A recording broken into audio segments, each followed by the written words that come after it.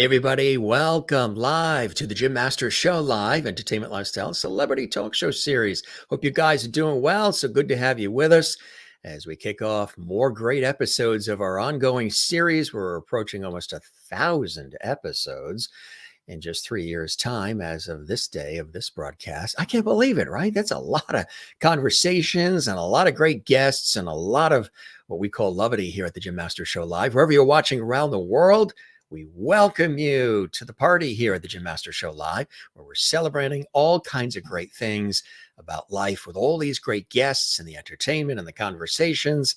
And that's so cool. Hope you're doing well wherever you're watching around the world. We've got an amazing guest in store for you here, Anthony C. Ferrante. Yes, Anthony, acclaimed film director, writer, producer. That's right. And of course, director, Sharknado. We're so excited about this. You guys know that franchise, right? I mean, this was and still remains one of the most popular films and series and everything in recent memory, the whole Sharknado franchise. But, even though a lot of people know him from directing those incredible productions, he's done so much. He's been on so many different sets, so many different movies and shows and so much more. We're going to talk a lot about, Sharknado, of course, which a lot of you know him from, but also all the other things he's worked on concurrently. He was just telling me he's got 4 film projects that are coming out real soon, all at the same time. I thought I was busy. Again, he's a revered and acclaimed film director. He loves what he does, and writer and producer. And he's going to be joining us from Los Angeles, California. He just got back in. He was on location working on a film. Can't say anything really about it because they're still working on it and the footage is still steaming from all of the filming that was happening, but some exciting stuff that is coming ahead. Now, gang, if you would like to comment and interact with us while the show is on live, which it is right now, you can do that. Just subscribe to the YouTube channel, Jim Masters TV, where we house all these great episodes of our entertainment lifestyle celebrity talk show series. And when you do that, it doesn't cost anything. You can comment in the JMS Levity Hall chat room. That's a chat room. You see it on the YouTube channel. It's sort of on the right side of your screen. There's a chat section. You guys can say hello to one another. A lot of our viewers and fans of our series love to say hello to one another and they greet each other. I think that's terrific. Big family here at JMS. And you can say hello to us, and we might even sprinkle a comment or two on the screen. We'd love to do that as well. But we're going to dive right in because we have so much to get to with our very special guest, who, again, is sort of making time for us in between just coming back from another country. He's back in the LA area, planted for a short period of time because he's got a lot of editing, a lot of work to do with all these films and everything coming out. But again, let me tell you a little bit about our illustrious guest. And we've got a lot of mutual friends in this industry too, which we've realized recently, which I think is kind of cool. He's an American film director, producer, and writer known for directing, of course, the Sharknado series, also the 2017 thriller Forgotten Evil, and the 2005 Ghost Story Boo, which was his feature film writing and directing debut. And he grew up in Antioch, California, which is in Northern California. And he's going to tell us a little bit. I don't want to tell you too much about his background because we're going to talk a bit about that as we go along. But in addition to his film career, he's written a comic, Archie versus Sharknado, which was a tie-in to Sharknado 3, Oh Hell No, and illustrated by Dan Parent.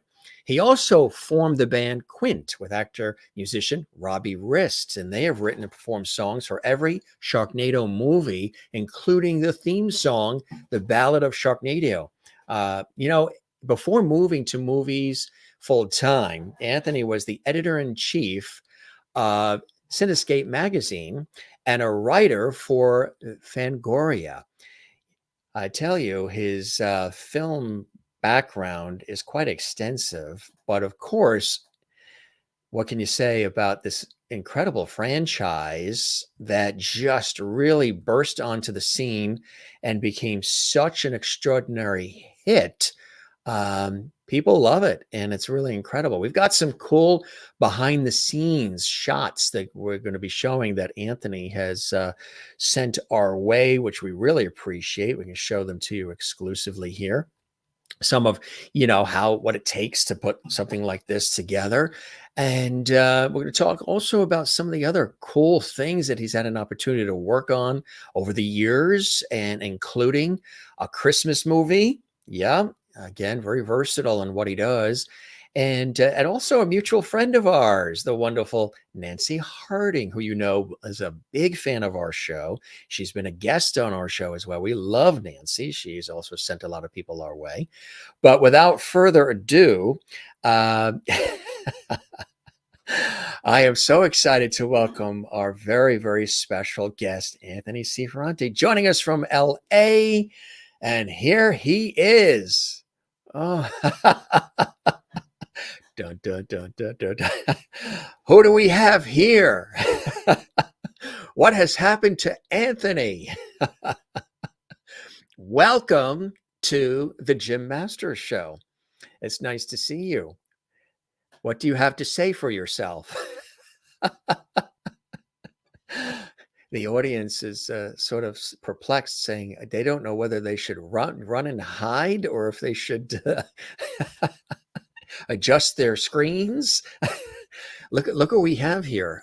We've got the shark right there, front and center. And we're going to do a full screen. And there, a little twisteroo there. So you've been, your camera has now sort of cut off your head, and now you have to flip it the other way. There we go. Now you're sideways. There you are. There's a shark in the room. Are you being attacked? Or I think the shark ate your audio, because your audio is out, Anthony. You're there. The video is good, but there's no sound coming from you. Nothing there. Yeah. No audio from you. Isn't that funny how this all works? I think the shark came in and ate the cords. There's something with his audio. What a great open that is, huh? Starting with the shark. Here, hold on. Here we go. We hear the sound. There we go. Can you hear me now? We hear you, but we don't see you. See, the sharks are messing with me today. I tell you. There we go. Okay. So there now you are. There. Welcome back. Yes, I'm back. It was just a tremor in LA. It's this problem. The truth wait a minute. He's the cause of everything. Wait, is that the actual size of what you were holding up? Because it looked like a monster on the screen. Oh yeah, it's this little tiny shark thing that I found in Buffalo. It's actually kind of cool. It's actually kind of like one of those. Remember those little finger popper things? It's kind of kind of relaxing. That is so cool. What a way to begin, huh? Yeah. Can't hear you. He does he have a name? Shark. Sharky? I've just come off a shoot where I can't come up with anything creative anymore. I've answered enough. I can't be creative right now. You've not only come from another shoot, you've come from another country, which we can't say what was happening, but you were immersed in your work. And it's really, I know, and I appreciate your squeezing this in. You and I have been working on this for a while, finding a good date, because I knew you were going, out of the country for filming.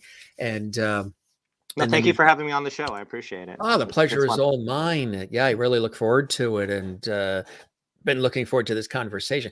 How did you, growing up in Northern California, what were some of the things that inspired you to want to get into, filmmaking, being a director, writer, producer, and just getting into this industry, Anthony? Well, I mean, just keeping in mind, coming from a small town in Northern California where the idea of making films is non-existent. I mean, there isn't really an infrastructure there. There isn't anybody that has cameras or anything like that. So it's kind of you're in sort of a little oasis. So, but it was actually really weird, and I don't remember a lot of things, but like when I was in 6th grade, I remember sitting sitting on in recess looking at the newspaper because that's what a 6-year-old Anthony did. And I was looking at the movies because I wanted to see what movies I was going to see and that weekend, and it kind of hit me that I wanted to be a filmmaker. And so not having access to anything, I used to watch Ebert and Siskel a lot, Oh yeah. movie critics and stuff. So I started writing movie reviews for my class paper because I figured if I couldn't make movies in 6th grade, I could at least try to learn through writing it. And then so that kind of became a thing where I continued to write for my junior high paper and high school paper, did a fanzine for a while, and I actually convinced the local newspaper to make me their full-time critic at some point because I started getting access to interviews to the studios because I would call them up and try to get press kits and stuff, and they go, "Hey, do you want to come to a junket?" It's like, "Sure," and then I would sell those interviews to the newspaper. But then finally, eventually, community college, Los Medanos College, had a film and video class when I was in high school, and they made an exception for me to be a part of it, and that kind of set everything off at that point because I had access to equipment and editing and cameras, and then I got introduced to the local access station that had the same stuff. So where there's a will, there's a way. Well, there's a way. So when you were growing up, what were some of the movies that you liked that you really took to? Well, I mean, look, horror has always been my thing. My mom loved horror, and I watched tons of horror films. We used to have a thing called Creature Features in Northern Oh California. yeah, It was yeah. originally hosted by Bob Wilkins, but I was more John Stanley. It was much later. There was just so much stuff that aired and re-aired. But also, I was grateful. We had a fourplex and an old movie palace called the El Campanil, the Metro 4, and then the Stam Theater, and then we had a 3-screen drive-in. And I got to know the movie theater owners. So when I was doing movie reviews, they would just give me a pass so I could go see whatever I wanted. So I was like Right. probably like 11 or 12 going into movies I probably should not have been seeing. My mom was a little more liberal about that, so that was fine. But that meant that I got introduced because I had a free pass. I would just go and live at the movies over the weekend and Hmm. watch everything. So it didn't matter what it was. It was an indie film, an art film, a horror, comedy, drama. So I was introduced to a wide variety of things that I would not have been introduced to otherwise, and that just sort of fed this voracious appetite. And I learned to appreciate a lot of things that maybe most people wouldn't at that age. I would Um, imagine a lot of people probably have always asked you, was Jaws one of your favorites? Not at the time, but later. I mean, John Carpenter was huge. It was Carpenter, Cronenberg. I love their movies. I also I loved all the 40s and 50s monster movies, the Universal monsters. Yeah. I really love the Val Lewton produced movies, The Cat People, The Curse of the Cat People, Leopard Man, just because of the style that was in those. Um, it was kind of the favorites were the things that were kind of right there on the cusp that I could kind of grasp. And then there was a lot of like peripheral, like I'm a huge fan of John Sayles' work. Mm. I think John Sayles is just absolutely phenomenal.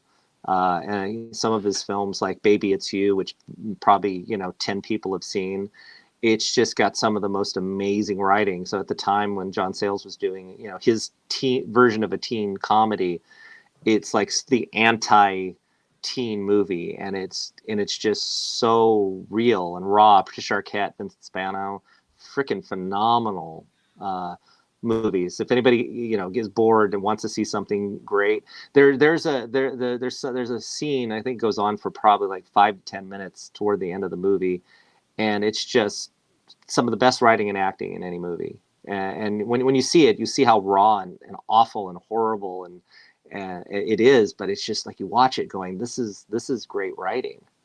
And then later, appreciating a lot of other John Sayles movies. Another one that's fantastic, he did in the 90s, which again is kind of, I think, off of everybody's radar, is Lone Star. And Mm. that has Matthew McConaughey and Chris Christopherson. But oh my gosh, John Sayles is so underrated as a writer and as a filmmaker. 8 Men Out, another great movie. Brother from Yeah. Another Planet. So yeah, if you want to dig into his film archive, he's the guy. You had mentioned, which I mentioned in the introduction too, that before getting into movie making full time, editor-in-chief of Cinescape magazine and writer for Fangoria, did you enjoy that, the journalistic side of things and covering it and celebrating the arts and entertainment in the way that you did? Well, yeah, I mean that was again that was kind of my second film school. I mean, I went to San Francisco State and Los Medanos College for film, but uh, because again I didn't have access, that's when I started getting interviews. So I got to interview my idols and other Mm. people, but it was almost a way to learn. Learn a little bit about it because my questions, would basically the obvious stuff, but then it would veer into other things, and it'd be, trying to understand something they were trying to do, approaching a certain movie or this or that, and yeah, and it's weird because it feels like a completely other life. Every once in a while, I'll go back, going, "Oh my God, I interviewed that person. Oh, I interviewed that." Like there's such an archive of material from when I worked at the newspaper, to when I was a freelancer, then with Cinescape and Fangoria. And yeah, you'd go out on set. That's one of the things that taught me early on. I was going to film school at San Francisco State, and Tony Timpone, who was just wonderful, he would send me down to Los Angeles from Northern California to go cover a set. But if I was going to go down, it made more sense to do two or three things.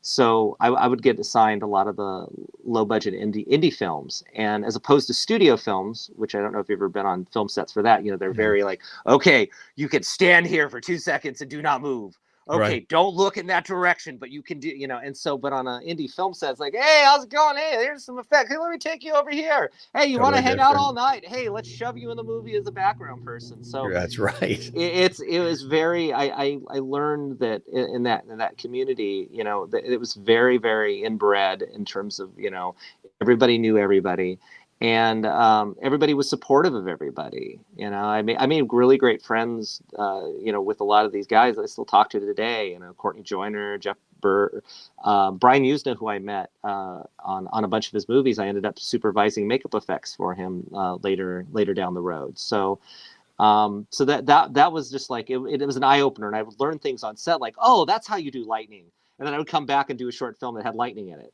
And so that was a filmmaking in a box because it was on a super low budget, and it was like, an extra little bit of corpsman training, without having to have the stress of being in charge of anything.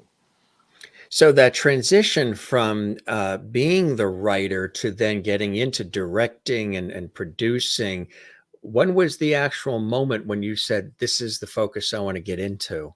Well, it kind of had to be in tandem initially because I was doing short films while I was a journalist, and journalism was paying the bills, so that was the key. The other thing too, just to mention as well, is I think another thing that really opened my eyes is, like, when I was reviewing movies just to review movies, you tend to be a lot more harsher, and you just, like, if something's not perfect, you kind of go, well, you hold that imperfection up to like a $200 million movie. So like a little $1 million movie, you'd go, it's crap. And then Right. but then when you start making stuff, you start appreciating uh, things. So you look at a low budget movie differently. You go, oh wow, they really tried to do something. They were doing something here that's interesting. So you start appreciating the little things and understanding the different, the chasm between a big budget and a low budget movie. So I think my reviews started shifting when I started making my own shorts, because I was now understanding that process a lot more. And that was that's one of the things too. And people go, oh, how do you handle when people write bad reviews? It's like, the thing is I could rip every single thing I do apart better than anybody else could. You too? Yeah, same here. Same club. I Yeah. could do it like in my sleep. And actually, when I'm editing and stuff, I have that eye sometimes where, like, yeah, we can't do that because this and this. If they're doing this and that angle, no. And so there's a thing where I can also kind of look at it from an audience point of view sometimes, because I have been in that audience. Right. Um, but in Right. terms of the transition, I finished film school, moved to LA, and then I started. I thought I was going to be a PA, and I got hired on one of Brian Usna's pickups for a movie called Necronomicon, and and then because I showed them a short film that had effects, and I also knew all the makeup effects artists because of Fangoria and over the years, and they go, well, you want to also help supervise the makeup effects. And so we ended up creating a de facto makeup effects team with a friend of mine, Todd Rex and Sam Greenman. And then I ended up supervising John Volich, who's no longer with us, and John Beekler, who's no longer with us, and Todd Masters. And so I was able to kind of get a firsthand knowledge of how to kind of, here's a budget, how do you figure this out? Also on top of it being a PA. So, you know, that's another thing where you're PA and you're also in a position where you're in charge of a lot of stuff. But it was great because I got to learn a lot. And then when Brian did the dentist movies, he hired me as the full-time supervisor. And at that point, I started making it in my contract to be able to do second unit for the makeup effects stuff. And then that sort of helped build up my reel over the years. And then so I was doing that and writing and doing shorts, writing scripts. And then with all that, eventually got money to do my first film, which was Boo. Tell us about Boo, because that, you know, that would be one of the key, there we have there on the screen. That would be one of the key moments in your career and your life where people started to really notice, you know, your expertise and your abilities. Tell us about that and how that all came together, Boo. Well, when we actually goes back, a lot of things, all roads lead to Brian Usna a little bit on this stuff. We were filming, I was doing a movie with him called Progeny that I was doing effects supervising, and I think I did some second unit on that. I can't remember. But it was no, not Progeny. Was it Progeny? Yeah, it was. Pretty sure it's Progeny. And we were, yes, it was Progeny. So we were filming in a place called Linda Vista in downtown Los Angeles. It was an abandoned hospital that, you know, every movie from the 80s, 90s, 2000s were filming at. I mean, it was just you'll watch. I'll watch stuff and I'll go, oh, Linda Vista. It's and now I think they've turned it into low income housing or something like that, or apartments, or I don't know exactly what it is, but it's no longer a hospital. But with all the spooky ghosts that actually exist there, I'm sure there's a lot of hauntings going on at that hospital. So I don't know if I would live there, but Or the hotel in The Shining. Not going to visit yeah, that I'm anytime not soon. gonna go hang out at the hotel in The Shining either. No. But yeah, it was a weird to transform whatever they transformed it in. I've never been down there since then. I'm really curious because I again, I'm not quite sure 100% what it was, but they definitely, you know, you can't film there anymore. But so we were filming, and we would, you know, we were doing the makeup effects, so we would kind of like just go wander around when we didn't have anything to do, and went into the basement, which is really spooky. And we decided there was a wheelchair. We'd rigged it with fishing line. And then we'd bring people down there and tell people that there's ghosts down there. So people would come down, and we'd have someone hiding behind the door and go, that chair moved, that chair moved. And then someone behind the door would yank it, and then you'd have people running up the stairs. And the DP was convinced that he was going to come down with a camera and film it. And he kept saying, you guys are kidding. You guys are kidding. Like, no. So just if the DP of that movie's out there, yes, it was us goofing around. You heard it here. But then we would hear stories. There's a screaming babies. You would hear. You could feel presence down there sometimes. And there was someone said they were up on one of the upper floors, and the light turned on, like one of the patient rooms just turned on out of the blue. So there was a lot of weird things that happened. And doing low budget movies and stuff. You know, if you have a single location, you can usually get funding. If it's something way too ambitious, it's harder. So I decided to write a script, which ended up being Boo, around Linda Vista, which in some of these stories, I incorporated the fishing line and the wheelchair and the third. It was a different floor, but I changed it to the third floor with the nurse's station turning on and all that stuff. And so for like 3 or 4 years, tried to get funding for it. Came close on a couple occasions, and then I'd met a guy named David Allen who produced Dog Soldiers. Really nice producer, really great guy, and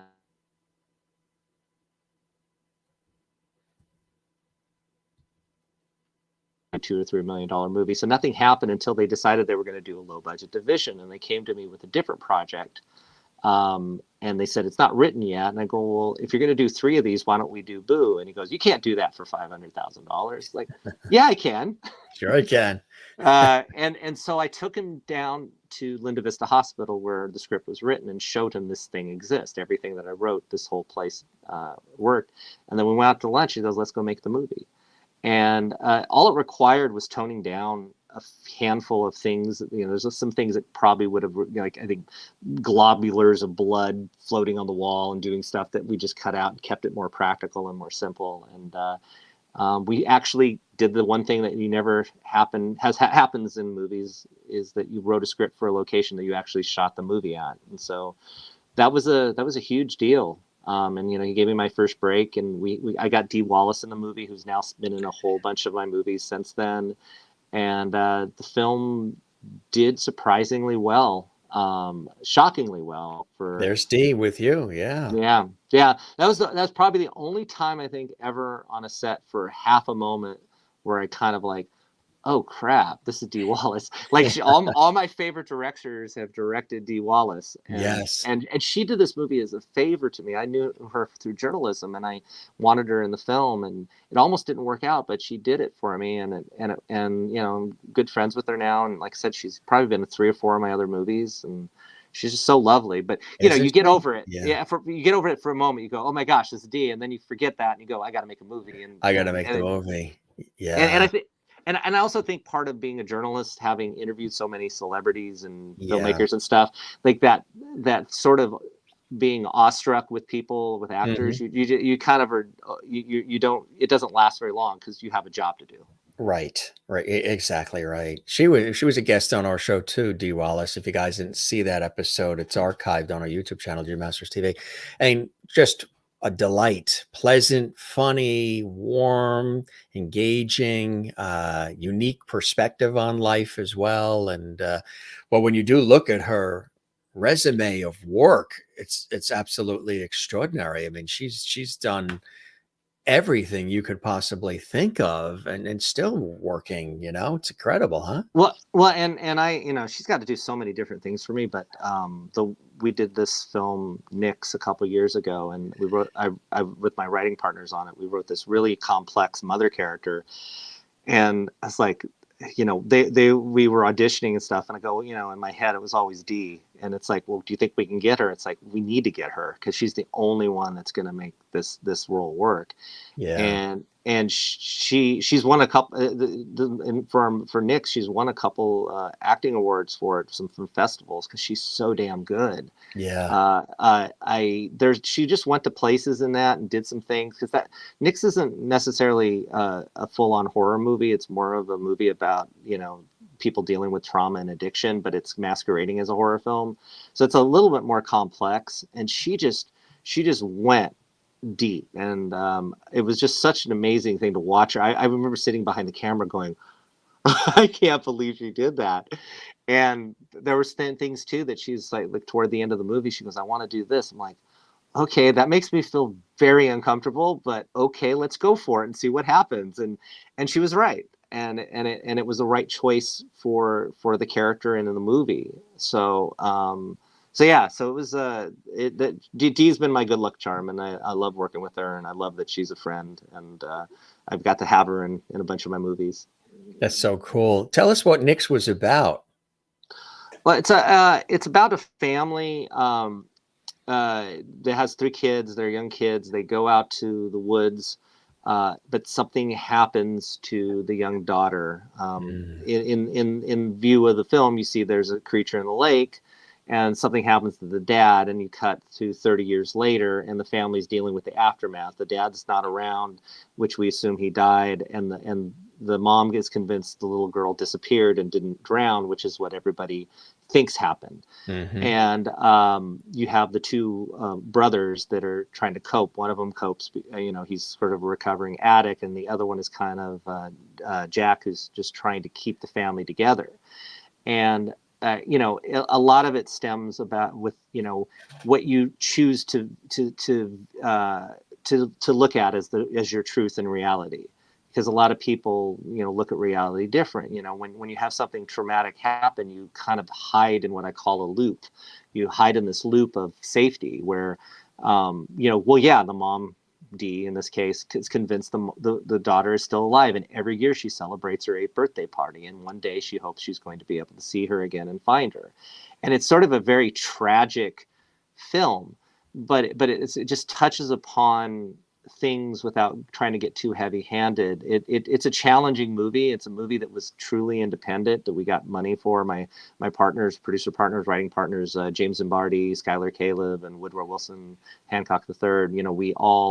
We went into this going, let's make a movie for ourselves. We know that if you have a title and a creature and a good trailer, it doesn't matter the content, because the movie is going to do what it's going to do as long as you deliver those things.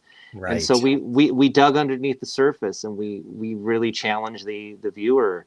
And there's a lot of things that if you watch a second time, you'll catch a lot of the little subtleties and stuff. And I'm very proud of it. I knew that as for horror fans, they were gonna probably not get it or hate it. And the interesting thing is that the people that really understand it are people that don't like horror films. So, right. So that's been the joy of that film, was that we got to do something that just was off the beaten track, that really doesn't lay everything out, but everything is there if you want to pay attention. And at the core is just some amazing acting from everybody involved. So it's now on. It's available on Amazon for rent, and it just came out on Tubi, which is a free. Tubi's fantastic, isn't it? Yeah. So everything. Yeah. So they just picked it up. So I'm excited now because it started last Friday, and now people can kind of view it for free. And it's, like I said, it's a very special movie, but it's a special because it means something. And if a lot of us that made it, we all had varying degrees of experience with people that we know that we were dealing with trauma or addiction, and if it offers some glimmer of hope or some glimmer of release from whatever they're experiencing, or some clarity, then we survive. Michael Pare, was in the film as well, and he gives this really amazing speech, and he was he felt very attached to his character too, and he does such a great job, kind of spelling things out without spelling it out.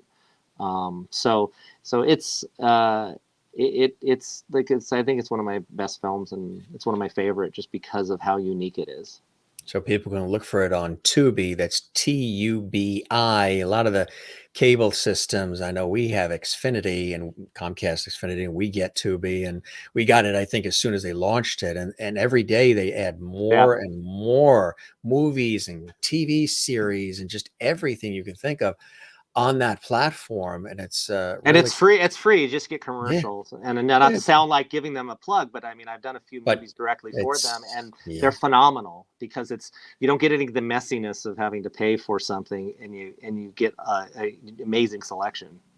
Yeah, that's the key, right? Exactly. Now we're talking about, and we'll get into Sharknado and all the rest, but as much as we talk about the film directing and the writing and the producing, you've also had opportunities to take part as an actor, as a performer. You were a zombie back in 1987 in the video Dead, store customer in The Dead Hate the Living in 2000. You were Jake in Scarecrow 2002, and a construction worker 2003 in The Revolting Dead. Of course, you were also in the Sharknado series as well. But do you like the acting? Is that something that you'd like to do more of, Anthony?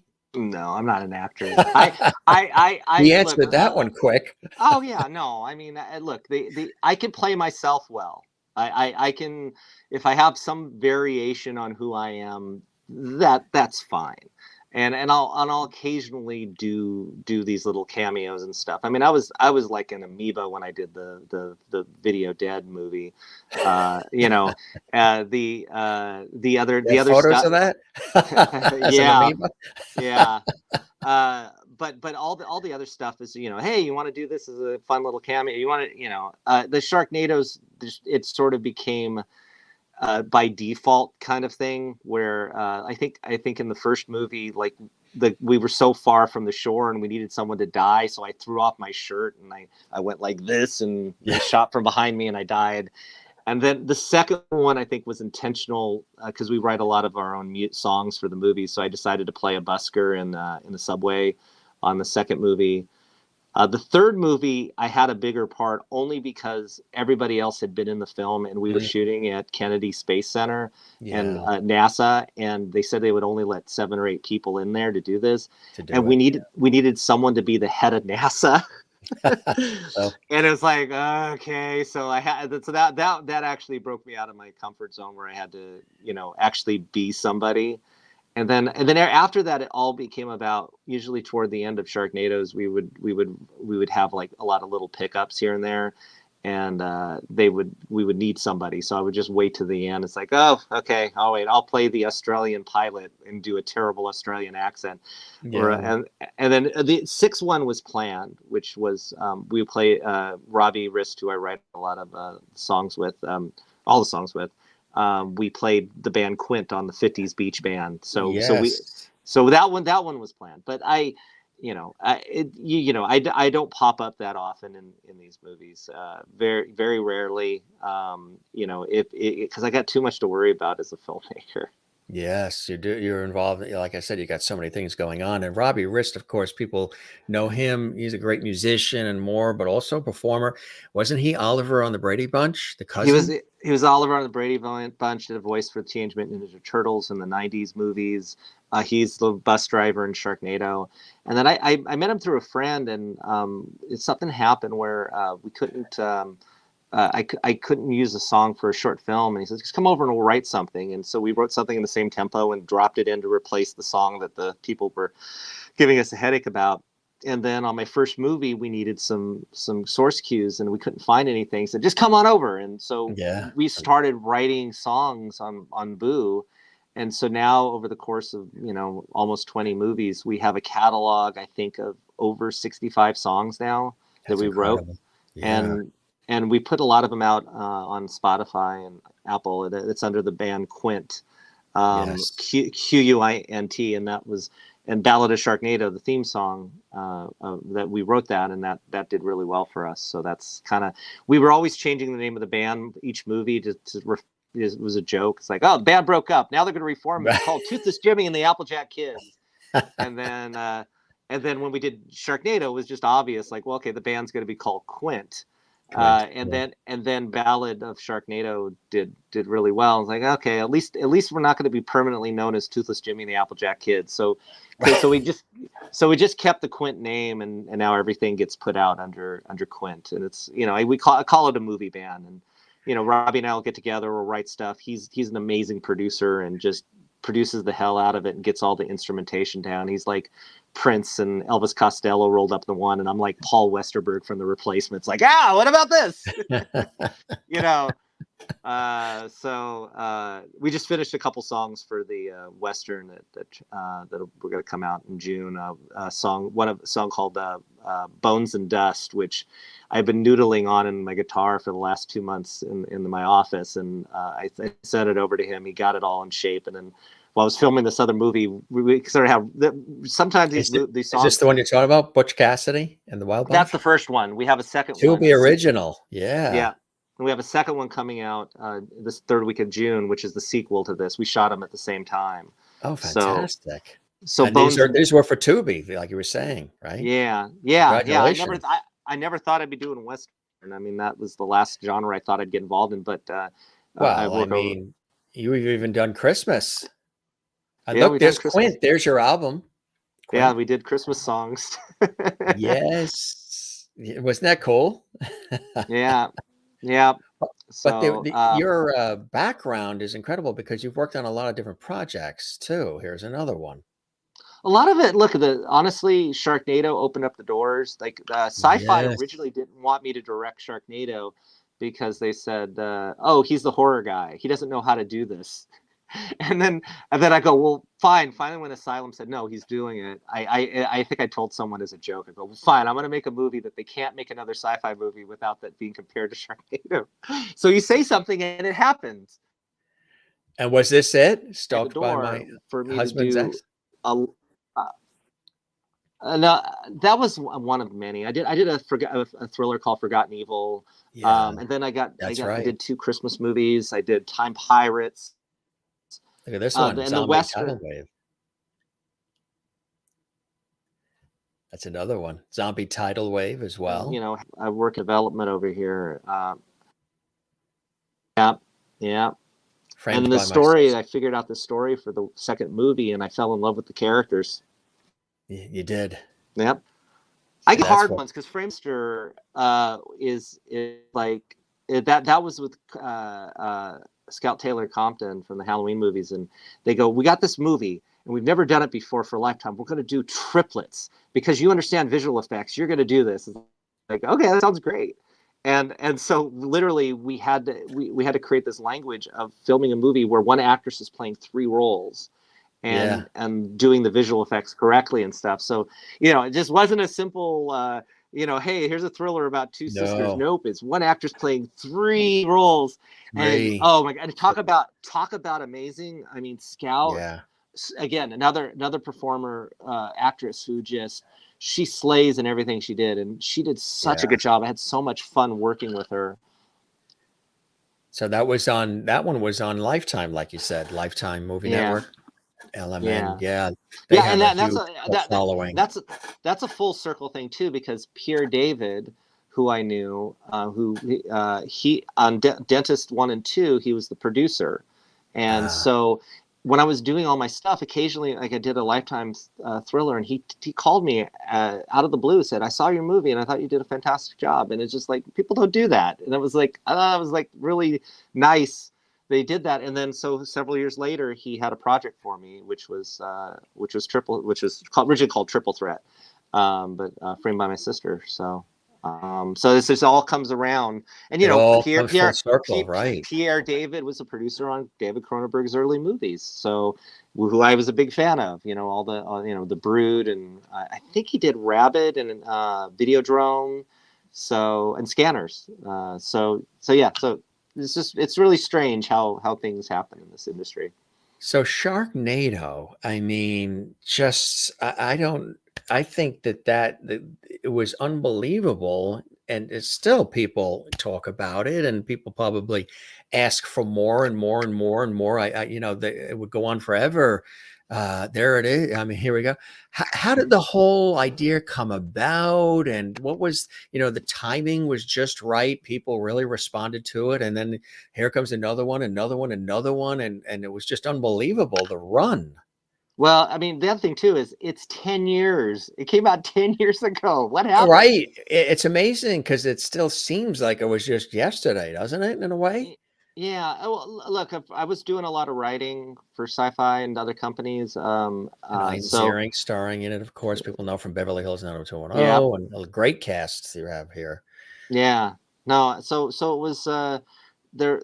A lot of stuff with these companies is you pitch a bunch of ideas to SYFY, and then they go, okay, we want this, this, and this. So one of the companies came to me and said, all right, I was the horror guy, so it's like, oh, we need a Banshee movie, okay, so or a Leprechaun, and so I would come up with a bunch of pitches, and then they go, okay, we like this one, and then they go off, and I write it. And so one time when they were coming up with pitches to take into SYFY, a buddy of mine, Jacob Hare, who's a director over at Rick and Morty now, and we'd written a couple scripts. We were just Mhm. going, let's come up with the two most ridiculous ideas we could come up with. And one of them was Lava Birds, and then Oh, yeah. he said Sharknado, and we just fell in love with the title. So we pitched the title twice. And what I've learned later is that they just pitched the concept, not the title, to SYFY. And then I was writing a script for After Dark called Red Clover, which I think aired as Leprechaun's Revenge. And I made a reference to a Sharknado because whenever I like something, I kind of like make it my own little in joke universe. So I made a reference to they didn't want to have what happened in that town over.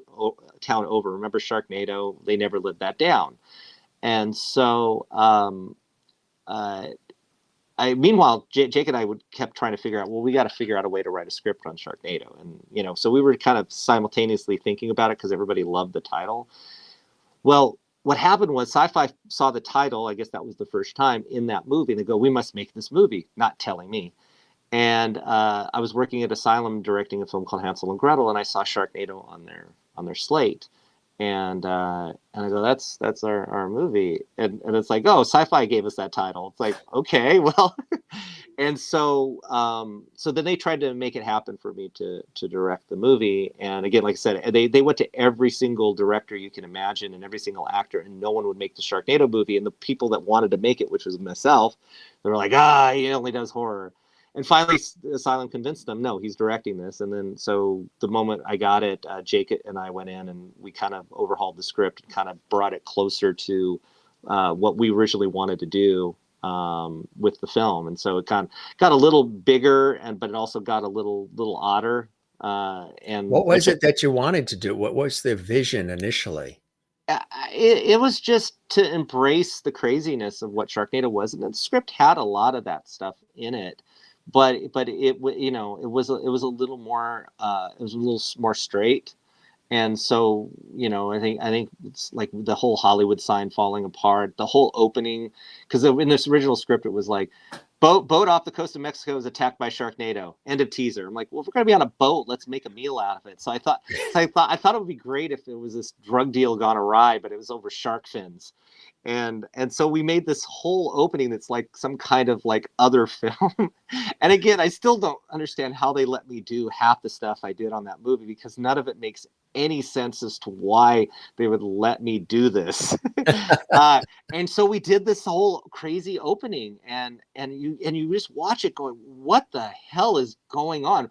Why is this Sharknado movie suddenly have like them arguing over shark fins, and yet it's played dry. It's played straight, like you're in this kind of movie.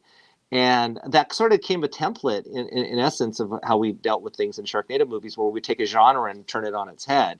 And so we did that, and then we just kind of elevated a lot of the craziness that was there. I mean, the fin getting eaten by a shark was in the original script, but it was just chomping on the ground. So I wanted to do the crouching tiger, hidden dragon kind of idea, and I didn't think that was going to survive.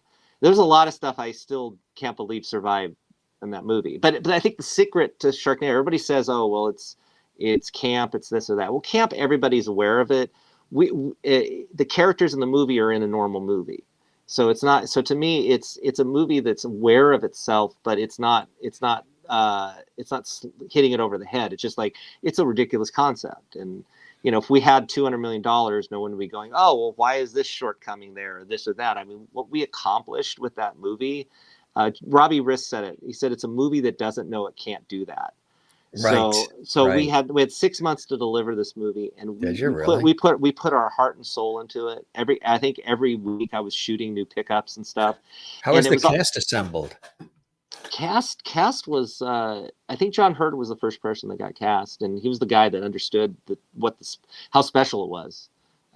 He said something to me on set about it once. I'm like, he's the prophet. Again, they couldn't get a single actor to play Finn. We went through everybody. I actually think the closest someone came to it was Crispin Glover, and he wanted to get on the phone with me. And I remember scouting locations, and he's like, I don't understand. Like, why do you want me for this movie? I want to play Finn like he's brain damaged, and I'm like, okay, all right, Crispin, great. And I'm like, all right, why are they putting me on the phone with him since he wants to be in a different movie that we're making? But we got disconnected, and that was it. And then that never happened. And then Tara Reid got cast, and then Tara Reid, yeah, she is fantastic. So I mean, you having these big people like Tara and John Hurd. That really elevated it for a Sci-Fi Channel original. And so then they changed the title of the movie to Dark Skies to see if they can get any nibbles, because no one wanted to be in Sharknado. And Ian got interested, and I went to lunch with him, and it was like, when they said Ian, I'm like, of course. I mean, like, literally the moment, like, there occasionally you just hear a name and you're going, well, that's exactly the person that needs to be cast. And that was the case with him. It was like, he needs to be Finn, and he got it. We got along really great. And then about 3 days into the shoot, someone got wind from the cast side that it was going to be called Sharknado, and literally everybody. John Hurd wasn't there, so I'll say John Hurd was absent. But all of them drug me into the back of this hardware store with like pitchforks and flames, and they were like, "We heard this is gonna be called Sharknado." It's like, okay, they changed the titles of these movies, like lying behind my back. I know that it was gonna be. I knew it was gonna be Sharknado. I don't know what planet you're on. It's a movie about sharks in a tornado. Come on. So I basically said, look, they changed the titles of these movies, but if it's called Sharknado, it's going to be a good thing. And then I think that proceeded to have every actor call their management to try to get out of the movie, which didn't work. And then they distanced themselves from the film, and then the movie blew up, and then everybody was in love with it, and it ended up in 6 movies. So it all works out in the wash. Is that unbelievable? I mean, when you look back at it from the germ of the idea to putting it all together and then the filming and casting, all of this, it must have just blown everybody away just in terms of the reaction, the cult-like following people developed for all of it, huh? Well, you have to remember, SYFY was shutting down their movie division. So this Saturday night movie thing, it was over. Like so no one was paying attention to Sharknado. Sharknado was just another movie, and they were dumping it in the middle of the summer on, I think, a Wednesday or Thursday night, which normally it's Saturday nights. There was no faith in this movie whatsoever. And so, being the journalist, we did a lot of grassroots stuff. I convinced SYFY to allow Asylum to put out the original trailer, which did really well, because normally they don't like the company doing the trailers, but the trailer just made it look like a gigantic film. Yeah. We did a music video, created a Facebook page, did everything grassroots that we could do. But I think when I saw it all together with the visual effects, I was watching it with Jake and another friend of mine, and we just sat there and we just had a blast watching the whole movie completed with all the visual effects. And after it was over, and I've said this many times, there's 2 things I said. I said, I think we probably made the greatest stoner movie ever made. And I said, in maybe 5 years, it could be a cult movie, because it was just so, like, it just didn't stop. It just one ridiculous thing after another. And all we tried to do with the movie, we weren't trying to make a bad movie. We're just trying to make an entertaining movie. We have our shortcomings in the film, but the ambition of what we were trying to do, we were trying to be a studio movie, with no steroids. We were just trying to make it. We had a lot of sugar. And a lot of sugar and some Twizzlers, and we just kind of made the movie on that adrenaline, and so the 2 days before it aired, my editor Chris Connolly, who edited my first movie, third movie, and did a little work on Sharknado. Bill Bodell was the main editor on that, but he called me, goes, I'm in a 7-Eleven and the girls behind me were talking about Sharknado. And I'm like, Chris, shut up. No one's talking about Sharknado. It's a Sci-Fi Channel movie. No one's talking about it 3 days before. Yeah. No, seriously. They are, right? And of course, the night it aired, it blew up, and it found an audience, and we never forgot that. And then what happened? Like SYFY then started calling back saying, we need more. Well, then they knew they were going to make a sequel, so that it kept the division alive. And then what they started doing is they just started doing their own Sharknado week, where they greenlit like what, probably 5 or 6 additional shark movies, and then it would culminate in the premiere of a new Sharknado movie. So and we went on an adventure, and each one of the movies got more ambitious. Like, second movie, we filmed in New York.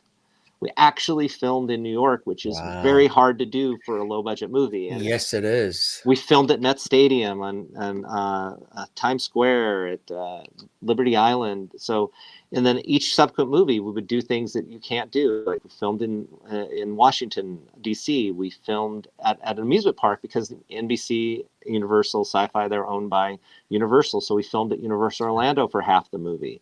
We went to Kennedy Space Center. We went to Vegas in the 4th. We traveled the globe in the 5th movie and filmed in England, Italy, Australia, Japan, and Bulgaria. And then we filmed Romania for the 6th film. So look at this shot here. Tell us about what's happening here, Anthony. We built this is the first movie. We built the house set in a swimming pool. Again, we're not smart people. Okay, it's like Well, you did great. something right for it to be a hit. It's like, oh, okay, it's January, freezing cold, it's an empty pool. Let's build a set in a swimming pool and then fill it with water. And oh, sure, it'll be heated. Okay, great. It's not Right. heated. And then when we got to set, the people that were building it was unfinished. So it was like the set was like it was like those like it was really like the most ridiculous thing. It's like, okay, how the heck? Okay, so when is it going to be finished? So I went into the trailer for 2 hours to try to figure out all the angles that we could actually shoot with this weird set. And so, I mean, if you watch the scene with the family in the house, there's certain angles that they're bad angles, but they're only angles we could do. Otherwise, you would see off the set. And then we found out later that I guess that set could have fallen apart, and if it did, would take the lights down with it. So there's Everything with it. Yeah. yeah. So that was crazy. That's And it was cold. It interesting. was cold. It was There's another cold. cold one too. What's happening here? That was on the beach for the first movie. Yeah, yeah.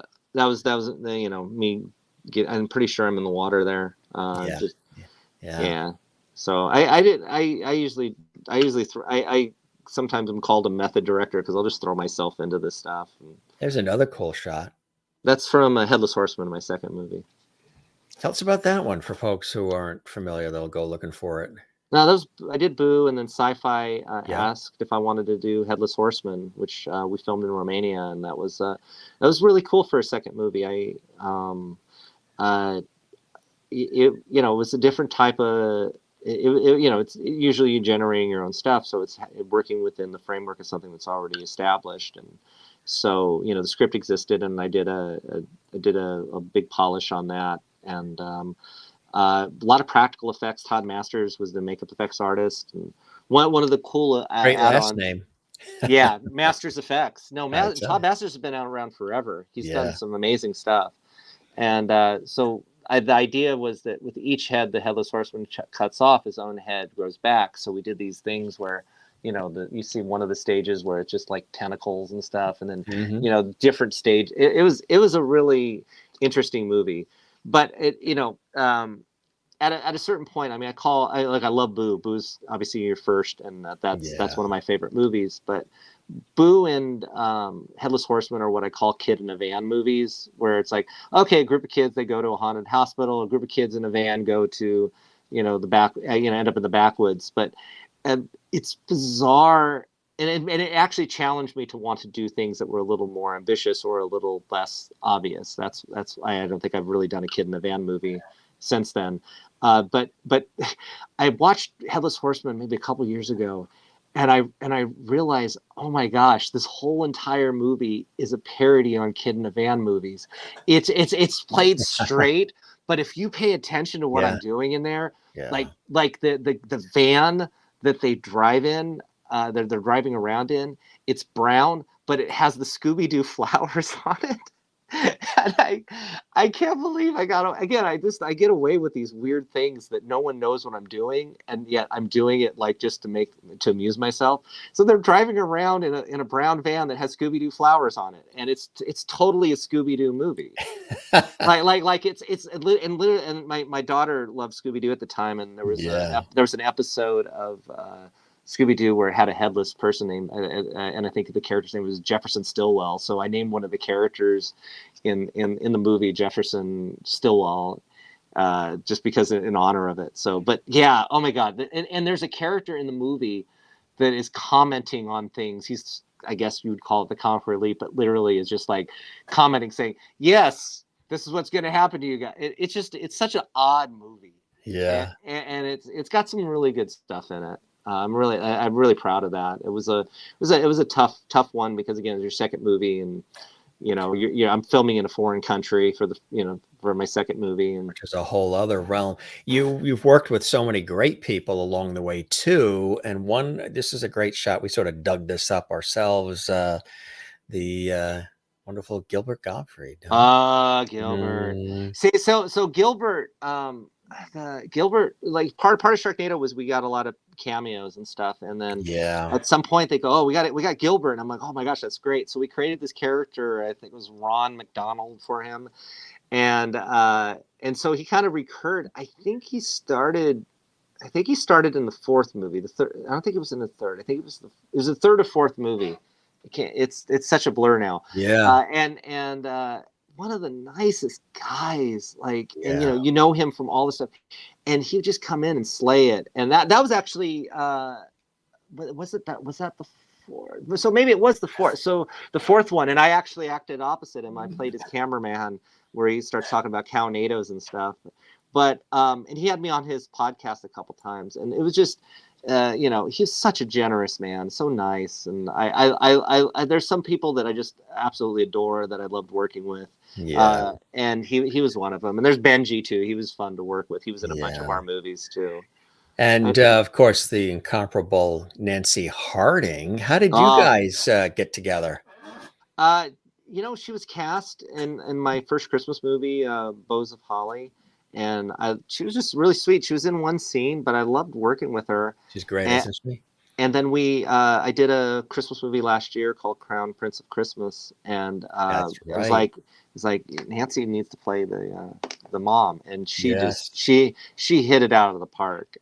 So Well, I she love. thinks the same of you because she says Anthony is an outstanding director. So glad he's on your show, Jim, from Nancy. She's a ninja. She works more than I do. It's Constant, right? crazy. She's in She, everything. Yeah. but she just comes in, commits, and like I said, what she did in that movie. There was a whole scene in Crown Prince where it's her and our two leads, Jalone and Cindy Busby and Jalone Vanover, and the two sisters, and it's just a I guess kind of more screwball comedy-esque, but it's all wordplay, and it's like a 7-minute scene, and it's just a phenomenal scene, and it's all this back and forth, rat-a-tat-tat, and we actually had time to shoot the scene.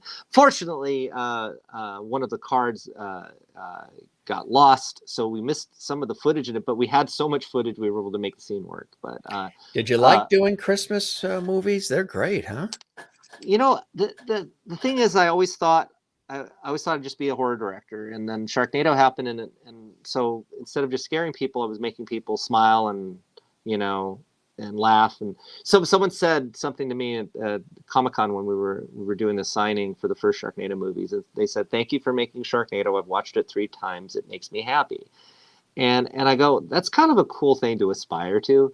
And so, because it's like, there's so much horrible stuff in the world, and there's these movies that actually make people feel good. And so I think where I'm at now is that because that opened up the floodgates and the doors for me to do other movies, Right. I'm just a director now, and I like that. I like that I don't have to be pigeonholed into, oh, you're just doing horror, which I will always love, and I've done 3 horror movies in the last couple of years, so I have nothing against them. But I would have never gotten to do 2 westerns. I would have never gotten to do the Christmas movies. I like Right. working with actors and doing different things, and it keeps it fresh and makes you better at what you do because you're dealing in a different genres and you're dealing in a different worlds. Right. And that was talking about like doing the Kid in the Van movies, getting into doing meatier stuff. Like, Nix was a challenge to make a movie that was a horror film that was about something important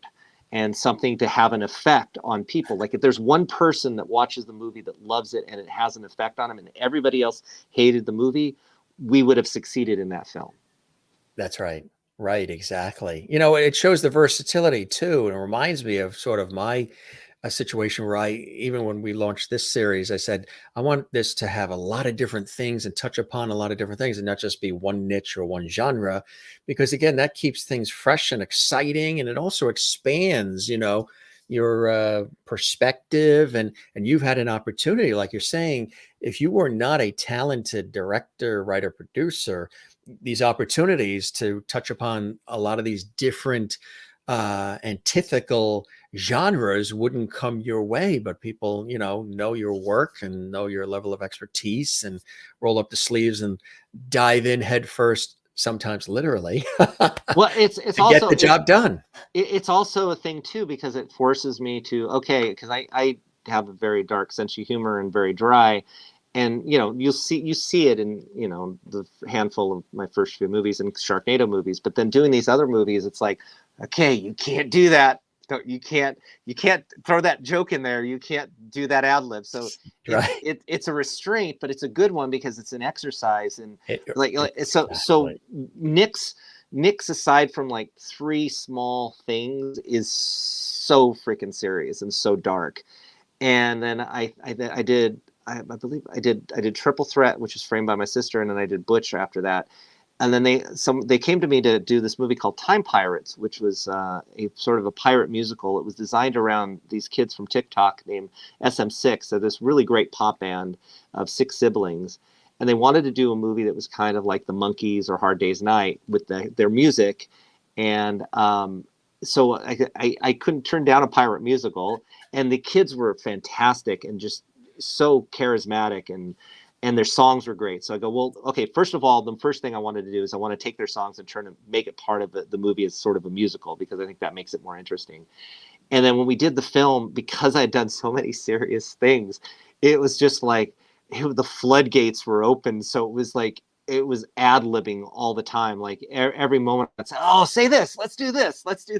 So it was just like all those pent up, like playing everything super super serious. It was just I remember laughing one day on set. We were at the pirate ship down in Anaheim, which they do the pirate dinner theater, and I was joking with the AC. I'm going, this ship is haunted by the ghost of a dead parrot. And I said, Polly wants your soul. and I just started laughing to myself, and I stopped. I cut before we even started, and I went over to the two kids, and I go, say this. And they did, and it's funny. And they did. Yeah, and so there's just so much stuff. Like I think we came back with like a 2 hour, like the movie's supposed to be like 90 minutes, and we had like probably 30 minutes of ad libs and stuff. And it was also the entire cast, the kids, and then Jack Pearson and Angela Cole. We just created stuff on the spot, and I think that created to that energy. So it was kind of like the Sharknado thing, where a lot of stuff we came up with on set a lot of times.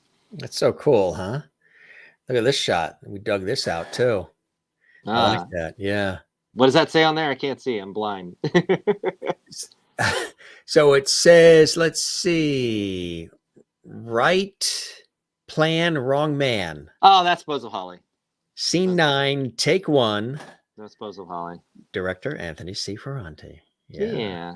That was 2020. Yeah. Cool. Where was that filmed? That's filmed in Colorado. Oh, Colorado. Huh? Idaho Springs, I think. No, not Idaho Springs. Maybe it was. I can't. It was Colorado.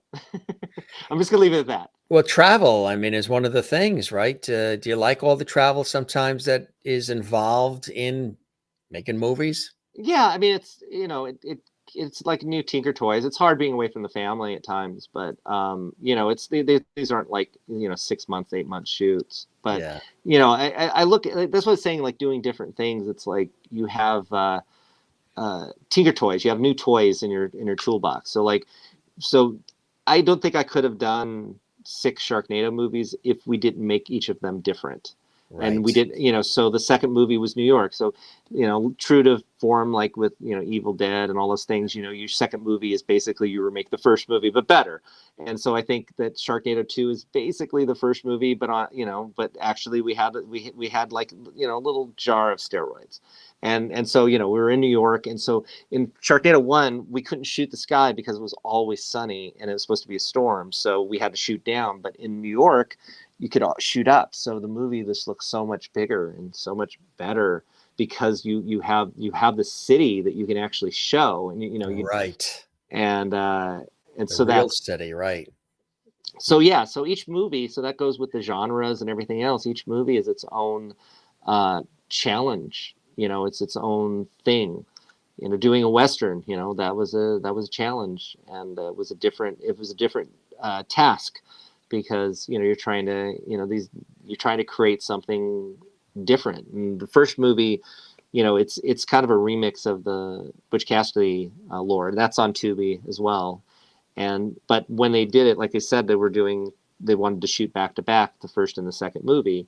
And so the second movie is called Birch versus Sundance, and it's going to air at the end of June, I think, the third week. So um, they're both also very different movies too. The first one is kind of setting things up, and it's self-contained, its own thing, but then it spins off into what the second movie is, which becomes more of a kind of an Ocean's 11 heist movie.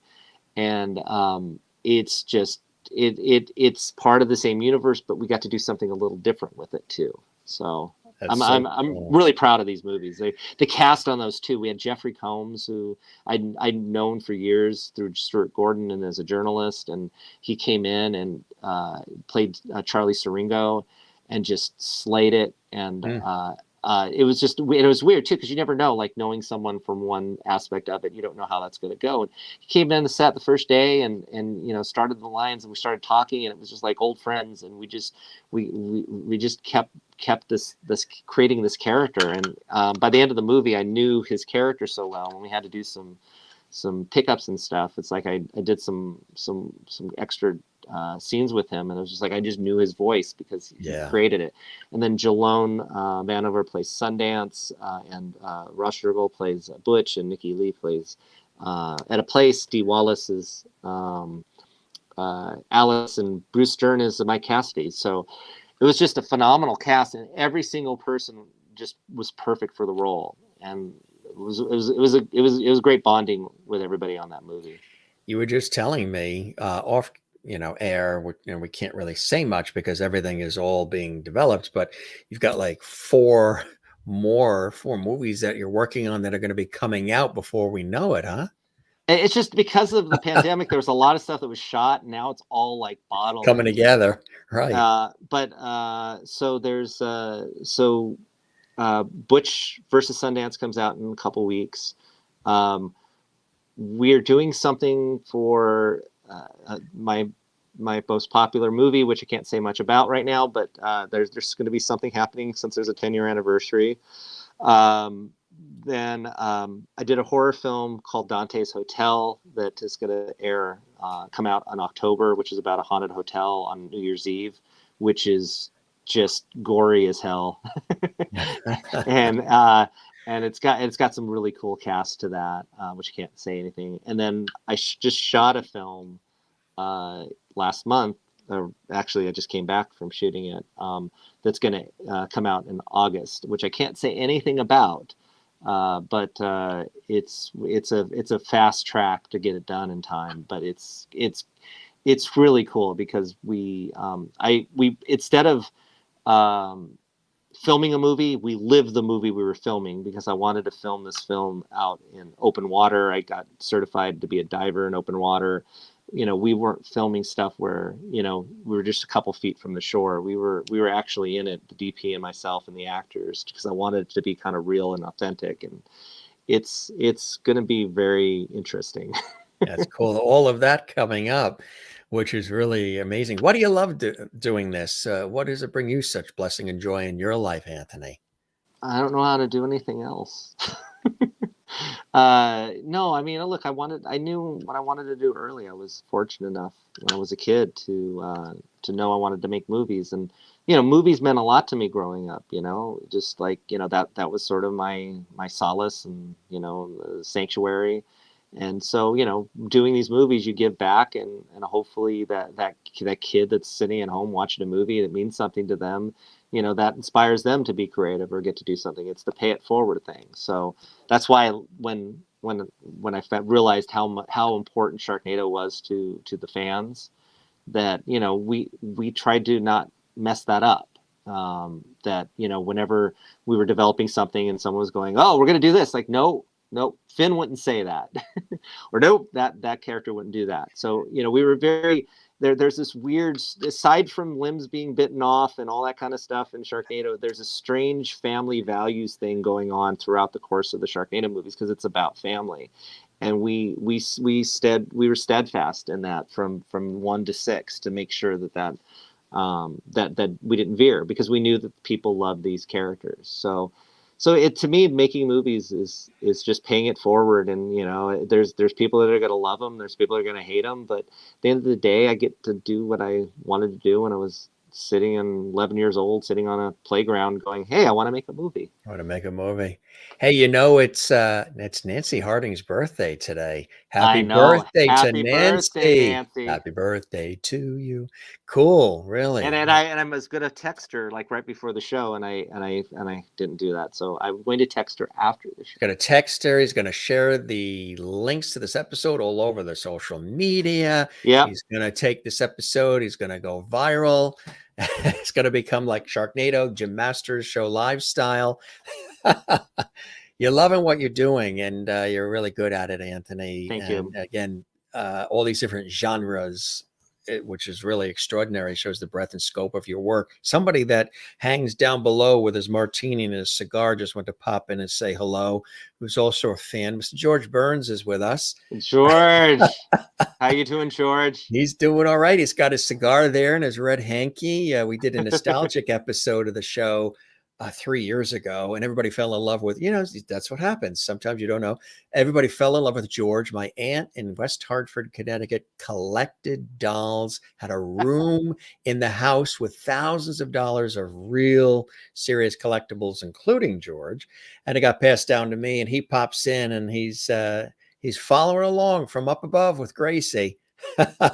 Say goodnight, Gracie. Kind of cool, huh? All of a sudden, George Burns just reappears. Well, that's what happens on these things, these movies. Like little things become jokes, and then people just like it, and yeah. Sharknado, we had as our mascot, we had the stuffed possum that was the line producer's possum, and so the code name for Sharknado was Petunia, which we named the possum.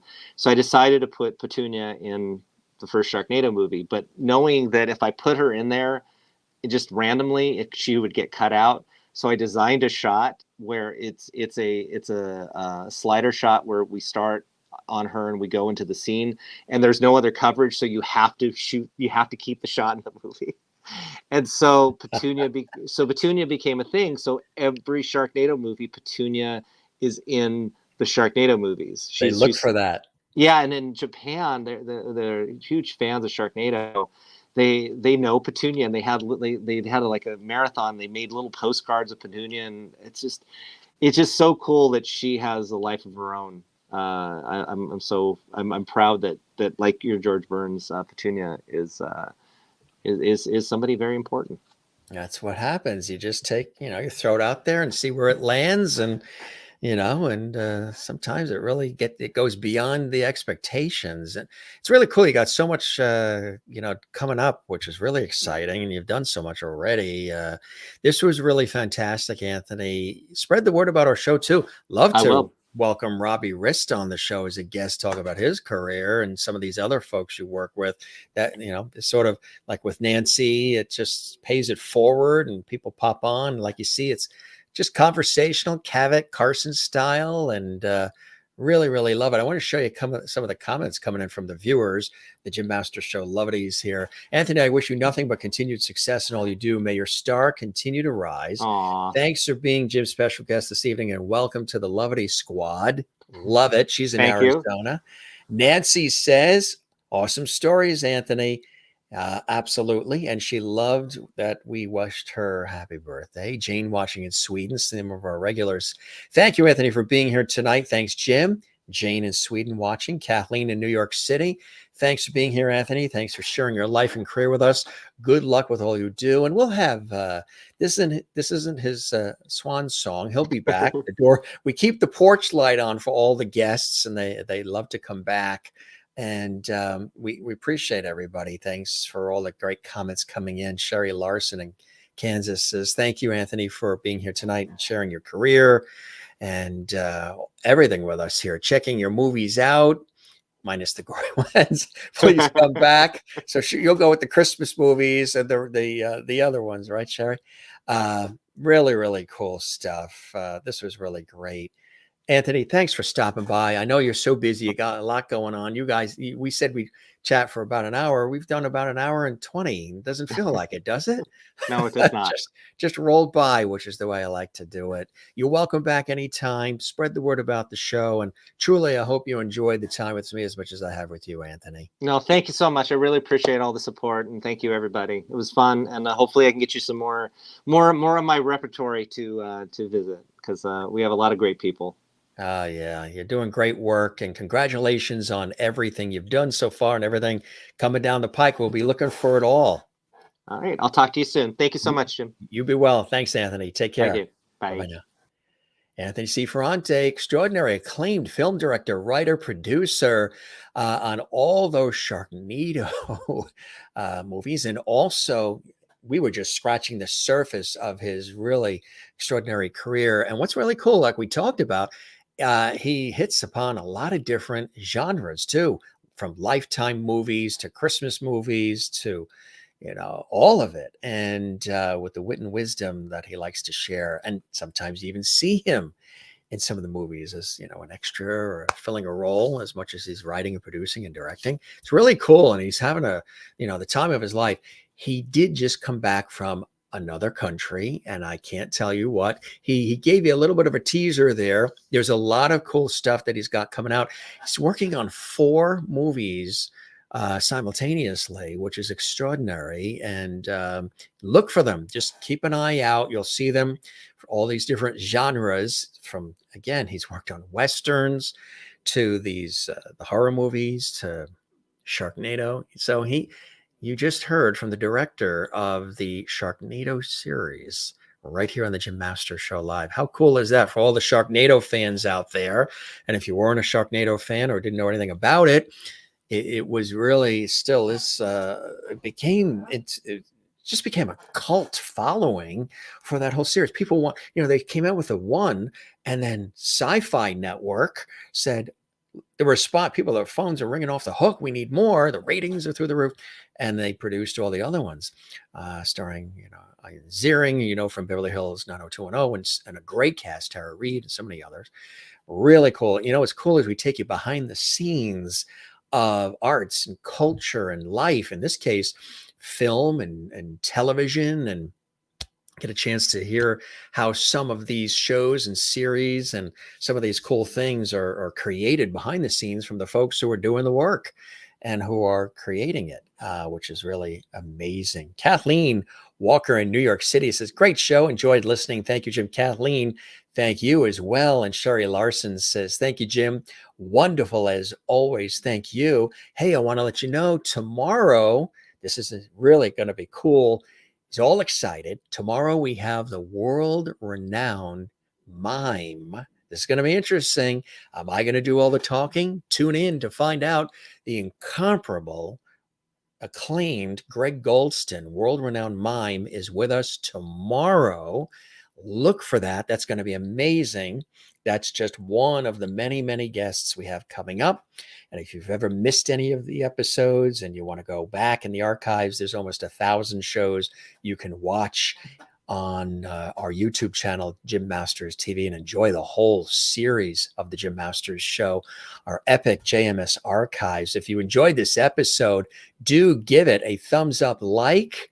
Absolutely. We would love that. And don't forget to subscribe to our YouTube channel, Jim Masters TV. That's where we house all these episodes. And do drop a comment for us too. Leave a comment for us. We would really, really appreciate that. And that would be fantastic if you could leave a comment for us on our YouTube channel, Jim Masters TV. Again, so many great guests coming up, and we appreciate everybody watching. And it's going to be really, really cool to see some of the other shows that are coming up as well.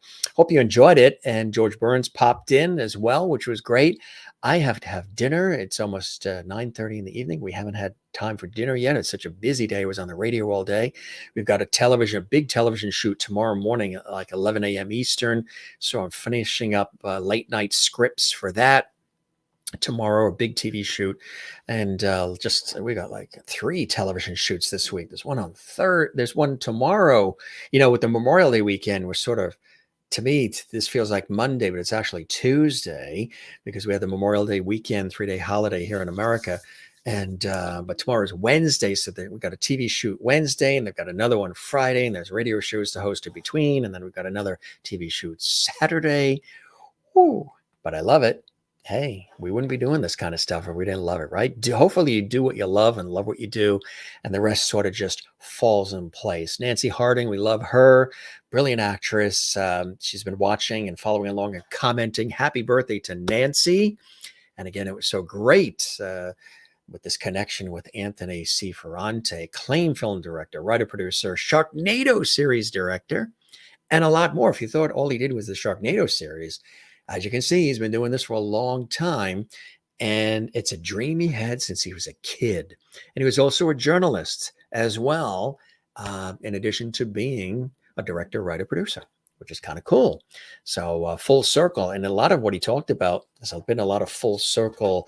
It happens that way a lot in these industries. You know, you work on one project and that leads to another, and then you end up working with this group, and then you work with some of the same people again because they enjoy what you're doing and they know that you're good at it, and you roll up your sleeves and you dig in and you work hard, which I think is great.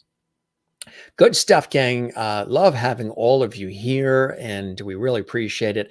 Hope you've had a good Memorial Day holiday weekend. We had a wonderful time up in Kittery, Maine, which was very, very beautiful. We posted some photos on social media.